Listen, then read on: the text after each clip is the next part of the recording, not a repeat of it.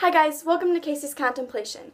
Today I'm going to share something a little bit more intense than usual. It's about a time in my life where I was mentally attacked by the devil and how God restored my soul. It all started in June 2015, and I was talking to a friend and he just had a recent experience with a demon.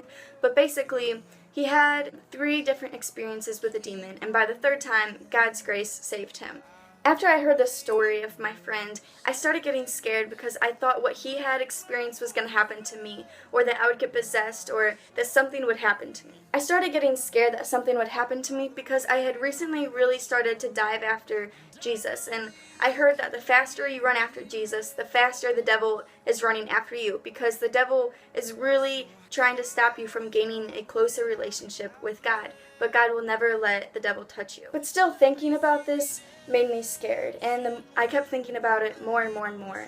And that night, I didn't sleep at all. I stayed up that entire night, just wondering and thinking what the devil might do to me. I kept telling myself that I had nothing to be afraid of because God had me, but deep down inside, I was terrified. So days go by, and I thought I would get back on a normal sleeping habit, but it was the complete opposite. As each day went by, I got less and less sleep.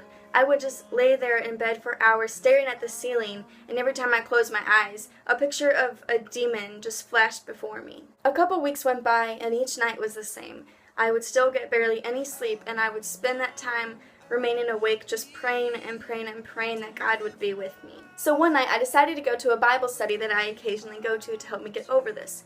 But when I got there, the whole topic was about who the devil was, what he can do, what his plan is for your life, and how he knows everything about you. I was like, are you kidding me? Are you serious? Like, I came here to get away from all of this devil stuff, and I just walked right back into it. After hearing all of this information about the devil and who he is and what he can do, I thought there had to be a reason why God brought me to this Bible study tonight to hear about all of this. I thought God had to be preparing me for something, like he was just giving me all the tools and weapons I needed to fight this devil that was attacking me mentally. After I got home that night, I was even more scared because I thought something was really going to happen to me this time. And after I fell asleep that night, I had dreams of me being possessed, and I woke up and I looked around me to make sure it was just a nightmare and not actually happened to me. St. Michael the Archangel became my best friend because he is known as fighting demons away, and so I prayed and prayed and prayed to St. Michael the Archangel. One other thing I tried was sleeping with my parents. I know it's kind of embarrassing to think of a 17-year-old girl sleeping with her parents, but I was terrified. Even sleeping with my parents didn't help me because they would be sleeping and I would be there lying there awake waiting for the sun to come up so I could fall asleep. It got to the point where my entire sleeping habit changed. I would start going to bed at 5:30 in the morning, sleep till about noon, go to work, come back home, and go to bed when I saw the sun start rising. I couldn't be alone, I couldn't be in the dark, I couldn't do anything when it was dark outside because of how much the devil had taken control over my mind. There would be a couple nights where I'd be lying in bed and the same feeling that I had at Mass when I received the Eucharist and I felt God's presence around me, I felt the exact opposite feeling while I was laying in bed. I just felt the devil's presence just in my room, staring down into my soul like it was ready to attack me. But what I had realized is that the devil has already been attacking me. He has already taken over my entire mind and the way I think and how I wasn't happy and I wasn't myself. So about a month has rolled by while all of this devil stuff has been happening to me. And here I am on my way to Steubenville, which is a big Catholic conference. And I knew I wanted a couple things to come out of this conference. 1, I wanted God just to take this devil thing away from me. And 2, I wanted to open my heart fully to accept God in my life, to the point where I have no fears and fully live my life for God. I want it to be to the point where people see Christ working through me. So I finally get to this Catholic conference, and I'm pumped because I just can't wait for something to change within my soul. Well, then a speaker walks out, and guess what he starts talking about? The devil, and who he is, and what he can do. That is not what I want to hear right now, but apparently God needed me to hear this. Then another speaker walks on stage, and guess what he starts talking about? He starts talking about how we need to know our weaknesses because that's where the enemy will attack us. Of course. So apparently this whole conference was about the devil and how we need to be aware of him. I have been to this conference at least 5 times, and not one time that I've been here has it ever been about the devil. But this year, it just happened to be about the devil while I'm going through the spiritual warfare. And then on July 11th, 2015, about a month after the whole devil thing started happening, it was Adoration Night. And as soon as I walked into Adoration, I was surrounded by thousands of teens, just like me, with a band playing up front.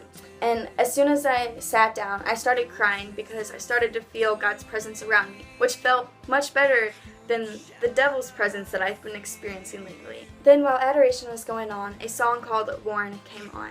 And the song basically just talks about how his soul is heavy, and that's how I felt. I just needed so much to get pushed off of me.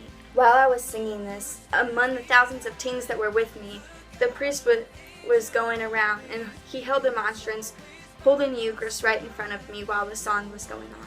And that's when I realized that Jesus knows that I feel this way. He knows that I'm worn and that I need him.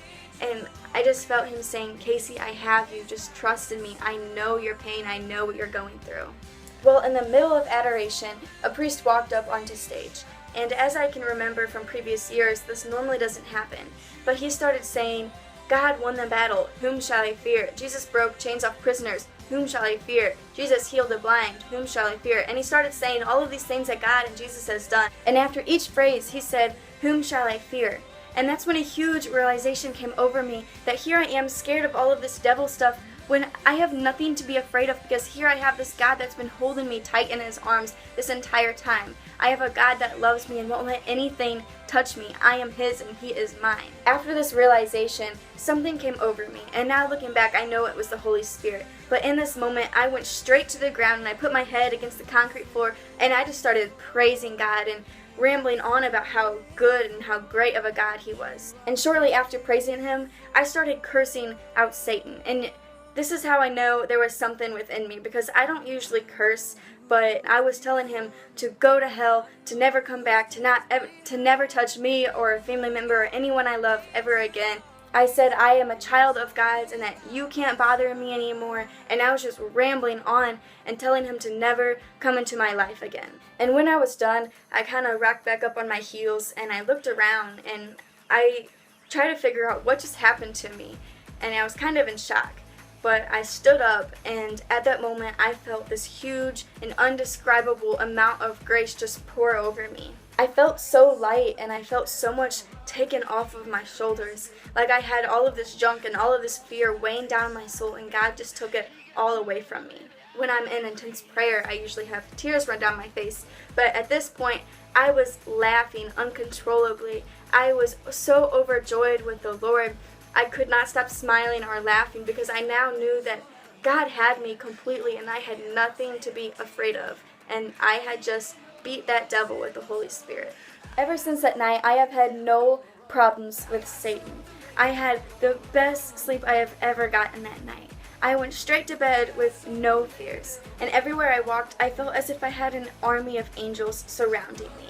Not only did the Holy Spirit heal me from whatever grip that Satan had on me, but I believe the Holy Spirit also gave me the gift of laughter that night.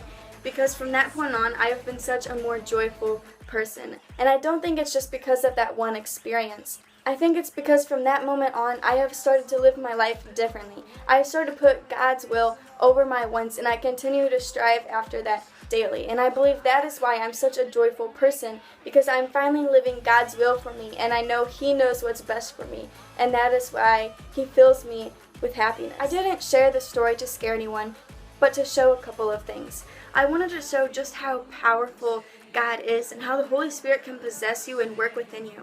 I also wanted to let you know that there is nothing for you to be afraid of. In the Bible it says, do not be afraid or fear not 365 times.